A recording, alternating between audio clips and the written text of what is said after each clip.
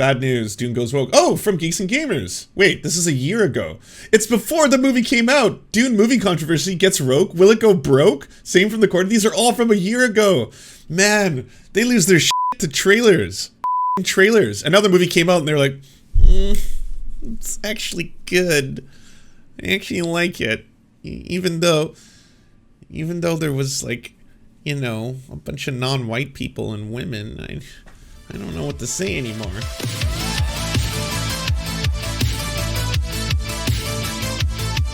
All right, everybody. We're going to check out Geeks and Gamers. We're going to be exploring the world of the pulp culture right-wingosphere a little bit more on this program. I'm going to start doing it on the reg. The main reason being is that I feel like there's a really huge gap in media analysis from a leftist perspective. We do have some amazing superheroes. Jack Saint, for example. Big Joel is another really good example. Sophie is another really good example. Please go subscribe to every single one of them. They're all fantastic content producers. But it seems like this is a corner of the internet, whether it be comic books, video games, movies, that is really heavily cornered by the right-wing griftosphere. Absolutely right-wing griftosphere. So I want to take a little look at what they're saying about Dune, because I happen to be a very large fan of Dune, the new one by Denis Villeneuve. I thought it was very, very well done, well crafted, great movie. So let's see what they think. What's going on, Geeks and Gamers? It's Odin coming back with a video, and today we have another box office breakdown for this past weekend, which saw the domestic debut of Dune, which released simultaneously on HBO Max and in theaters, which unfortunately seemed to have cut into the numbers, as the film made just about what many of the industry experts were expecting it to make in the domestic market, which is not anywhere close to where a lot of other films have been. And again, HBO Max has a lot to do with the reason why that is the case. But I mean, I don't know if it has to be said for a book that was written in like the 60s, but yes, there will be no spoilers. As you can see here from Deadline, Dune spices up with $221 million global. Why is he talking like that? Well, that's the performer voice. You know how Caleb Maupin normally talks like this? All right. Okay.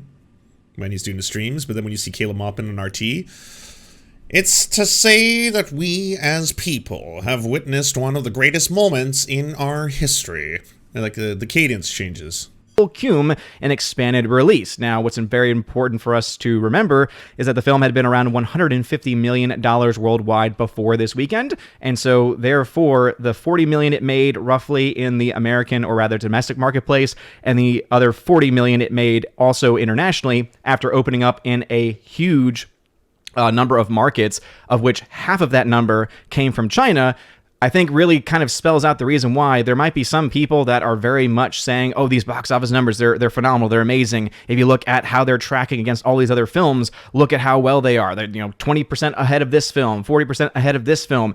The issue, of course, is that they are forgetting that it's been already out in so many markets for the better part of a month, and so it's not making money in those markets, some of which are actually pretty big markets for movie cash, and also it's therefore been out enough for there to be several copies available on Pirate Bay and other places. And now, of course, there is a pristine copy available via HBO Max as well. And so this film doesn't have a lot of other places really to open up in. The only other market that one would consider to be a major market that it will not open up in for at least a little bit is Australia, because of the crazy lockdowns going on over there. But with that being said, Dune...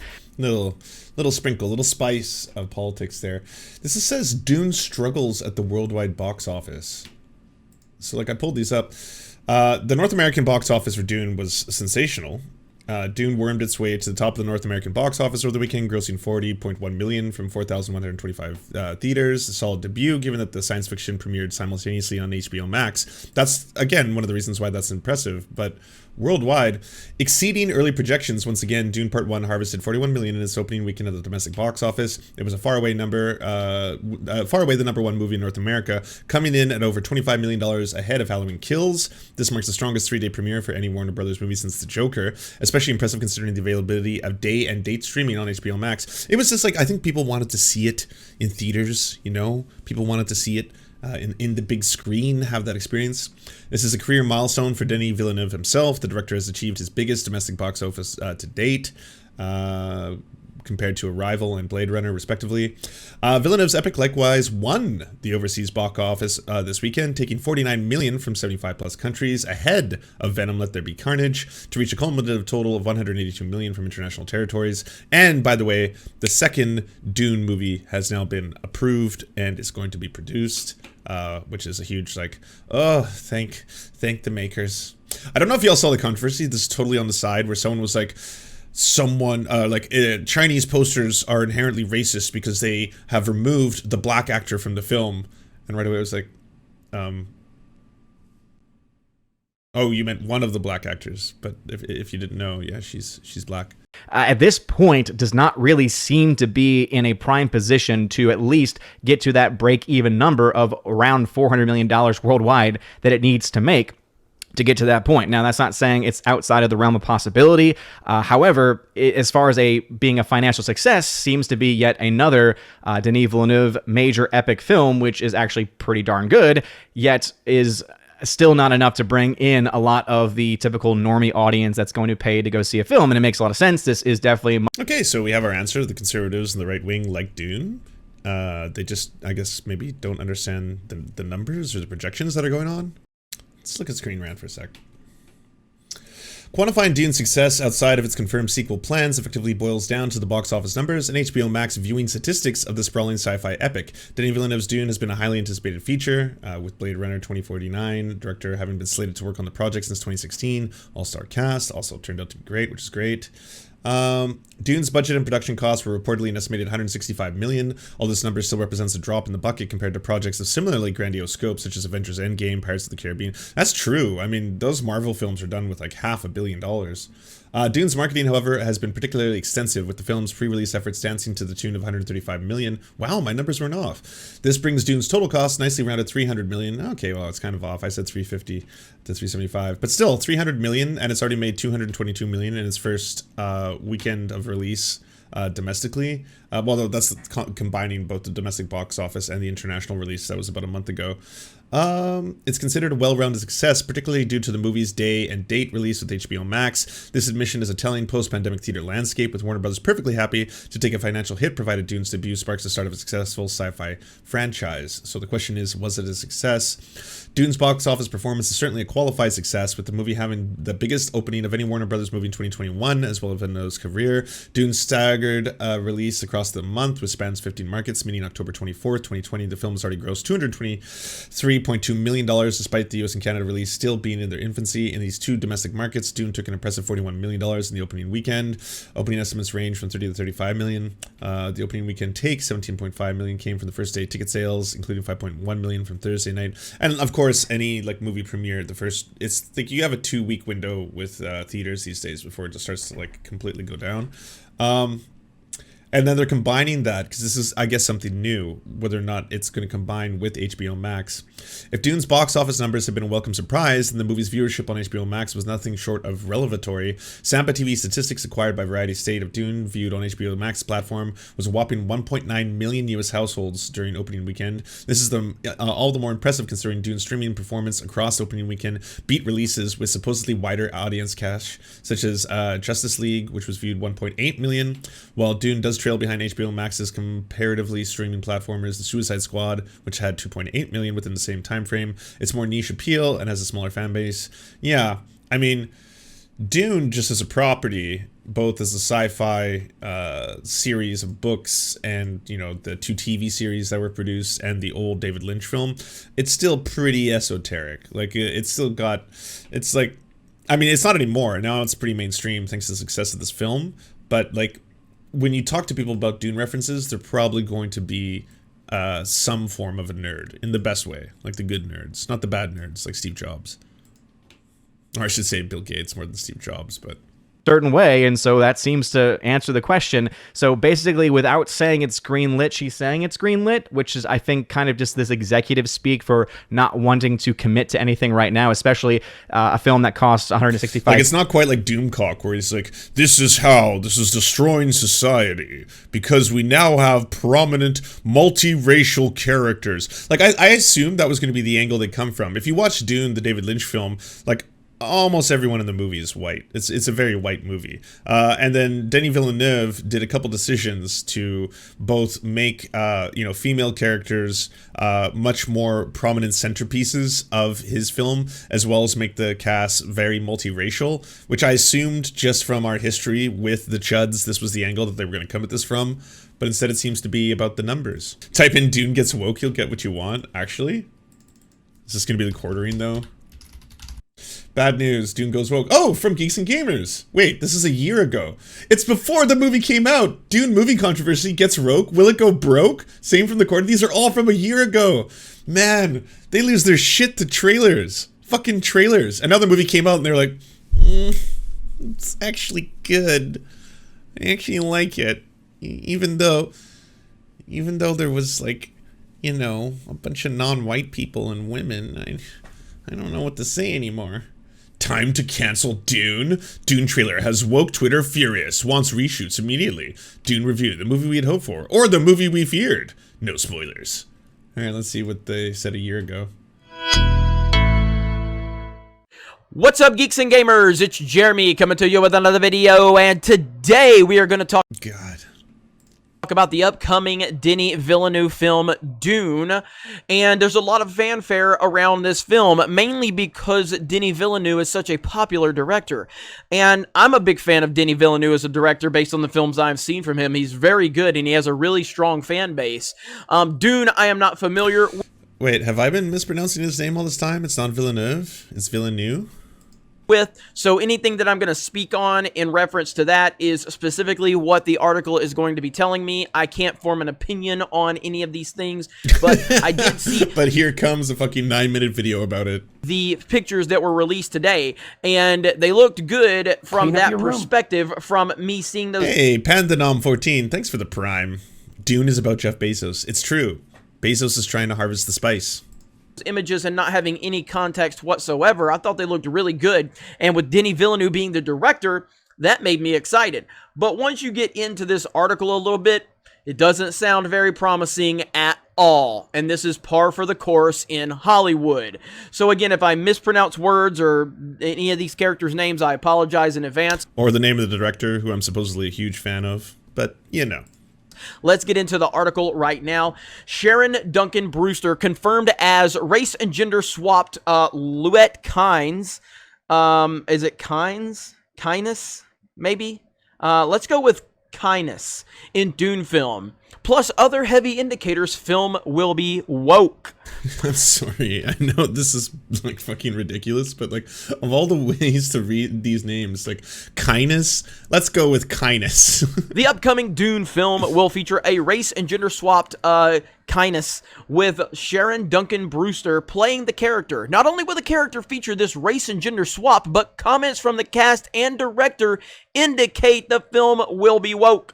The character had previously been portrayed by Max von Sydow in David Lynch's 1984 adaptation of Dune. I didn't know David Lynch did it. David Lynch did it. This is your chosen profession. These are the things you're supposed to talk about. An acquired taste. And I like David Lynch. A lot of people don't get it. A lot of people don't like it. It's not everybody's cup of tea, and I totally understand that, but I like David Lynch. So Carell... It's probably for the weirdest reasons, I can't imagine what you see in David Lynch's work, but sure. Dobry portrayed the character in the Sci-Fi Channel's 2000 miniseries adaptation of the book. Vanity Fair confirmed the gender and race swap, sharing an image of Brewster as Kindness. See below. Frank Hubert, Dune's author, described kindness in the book as tall, thin, long, sandy hair, a sparse beard. The eyes were that fathomless blue within blue under thick eyebrows. He further described the character, his long hair and his beard were mused. I'm not even sure what that is. The blue eyes without whites were a darkness under heavy brows. He added, wisps of sandy hair protruded from it, matched by a sparse He did just say beard Hubert and instead thick of brows. Herbert. Beneath the blue within blue eyes remains a dark stain spread down his cheeks. A matted depression across mustache and beard showed where a still suit tube had marked out its path. Bounding into comics first reported on the gender swap kindness at the end of July last year. Yes, Scooby. Vanity Fair claims the gender swap is an intriguing change that director Denis Villeneuve updated kindness. If I'm saying, Man, so yeah, this is exactly what I expected it to be, but it's like it's not even a lead character in the movie, and like I think it really goes to show how ridiculous this kind of discourse is, because they ended up loving the film, and like that actor was incredible. She was great.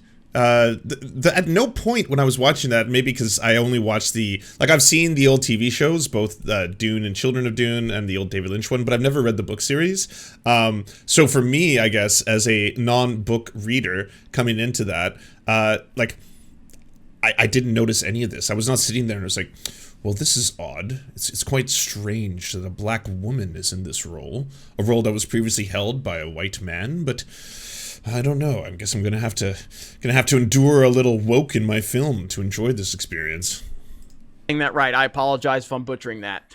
Brewster commented on the role as kindness, indicating the film will be woke. She stated, what Denny had stated to me was there was a lack of female characters in his cast, and he had always been feminist, pro-women, and wanted to write the role for... Like 40-year-old online YouTubers saying women in this day and age. Jesus. Brewster commented on the role, indicating the film will be woke. She stated, well, that's not her indicating that the film will be woke. She stated, what Denny had stated to me was that there was a lack of female characters in the cast, and he'd always been very feminist for women and wanted to write a role for a woman.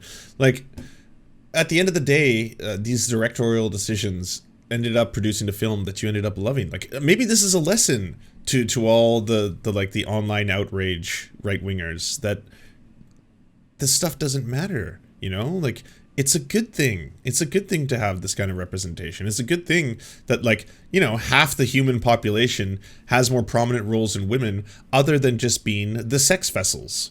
Like, it's a good thing. It's a good thing that we're reflecting society in our cinema now, you know? For a woman. Brewster added, this human being manages to basically keep peace among many people. Women are very good at that. So why can't kindness be a woman? Why shouldn't kindness be a woman? Go women! Villeneuve would also discuss the film, describing its narrative as a critique of capitalism. Oh yes, oh yes. Oh yes, capitalism bad. Go ahead and bring Canto Bite into it, Denny. He explained, no matter what you believe, Earth is changing and we will have to adapt. Villeneuve added, this is why I think Dune, this book was written in the 20th century. It was a distant portrait of the reality of the oil and capitalism and the exploitation and over-exploitation of Earth. He concluded, today things are just worse. It's a coming-of-age story, but also a call for action for the youth. If you thought it might get better from there, think again. In the obvious puff piece from Vanity Fair, they described... This just thoroughly sucks. It's just as bad as I thought it would be. And the Quartering probably has... What's going on, everyone? Jeremy here from the Quartering, and it would appear we are unable to have a new movie come out without a bunch of anger and controversy. It's in fact part of the marketing plan for a lot of these companies, I would argue. And modern cinema, to me, is a watered down, lack of inspiration, meeting giant Chinese investment equaling terrible end product. That's what I'm used to now, especially big budget films. It wasn't until there was Chinese. I think by Chinese investment, what he's trying to say is the fact that films, because there's a massive Chinese market, do have to cater to the Chinese laws in that they will only show a set amount of American films in China, so that a lot of big budget films have to have scenes that either show China in a favorable light or highlight prominent Chinese actors, things of that nature. That is entirely true. It's not that like China is directly investing in each of these films. Now, Dune coming out, I know it's very, very important to a lot of people, although I can't call myself like a Dune superfan. I was actually looking forward to this movie to help kind of get me more into the lore, although I probably will get read up myself. My wife enjoys it. Just, you really want people to hold your hand through this process, eh? Help me, Denny! That film will be woke. Okay, so before I get into... They're all using the same source. Boundingintocomics.com.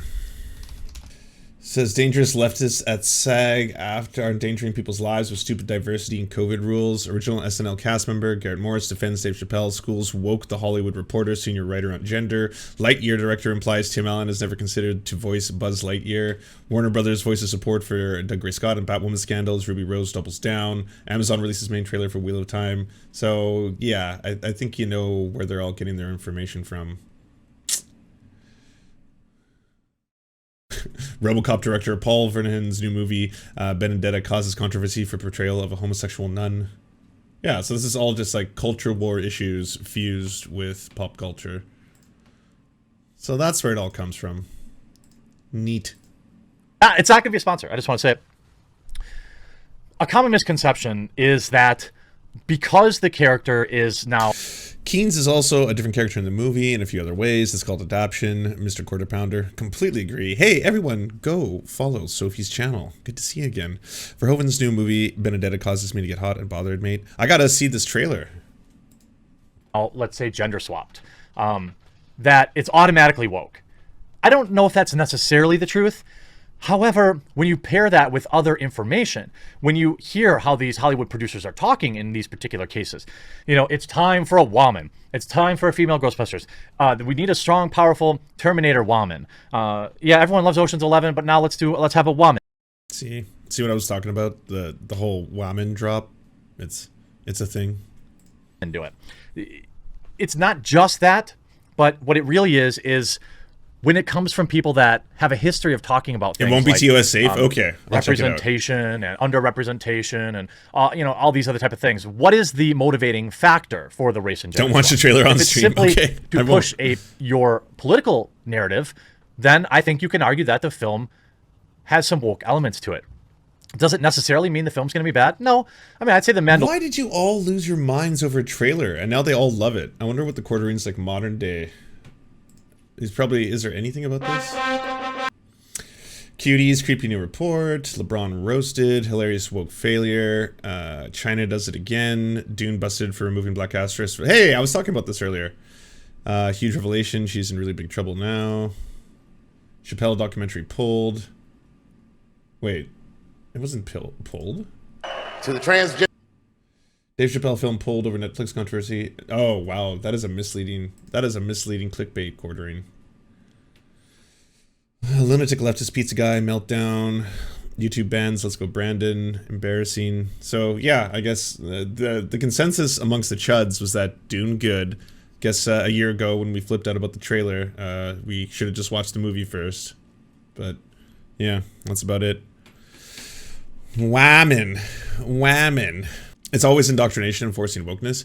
Like, I don't understand the outrage over the fact that, like, films want to be more reflective of general society, you know? Like, one of my best friends who is Korean, like, told me, I think, like, 4 or 5 years ago that, like, it's kind of hard if you're not white or white passing to realize what it was like for, like, movies in the 80s where every blockbuster film, like every single person in those movies was white. Like everyone, I was like, yeah, I didn't think about that back then, but that's very true. Like almost every single one was, you know, they would all be white cis men, and the fact that that's now changing, I don't think shows the destruction of the fabric of society. And I guess this is a really good example of that because Dune turned out to be okay. You're gonna be okay. You know, like pat the chat on this one. You're all gonna be all right. It's gonna work out. Things were okay. You know, at the end of the day, the movie turned out to be super, super awesome. It had diversity at the same time. My word.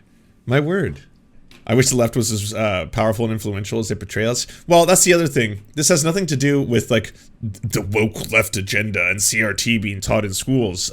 No, this is 100% the markets. This is capitalism. This is them reflecting the wants of consumer choices. It's the same thing with Pride Month. You know, Pride Month. All of a sudden, every bank and arms manufacturer suddenly has a rainbow on their logos, and everyone's like, "Oh, neat." That's them reflecting the fact that yes, society has changed. I mean, all the whole cycle of woke, like quote unquote woke branding that happened, where all of a sudden you had Gillette taking a stance on issues, Nike taking a stance on issues. That was a marketing decision. They weren't doing that because the radical left agenda was forcing them to do something. That was a room of people being like, how can we make more money? Oh, here's an opportunity. Let's do this. I mean, you can add that to manufactured outrage. You can add that to all the other tactics that are used in the modern day thing. But like, it has nothing to do with like the post neo-Marxists have suddenly infiltrated Hollywood and they're controlling all the scripts.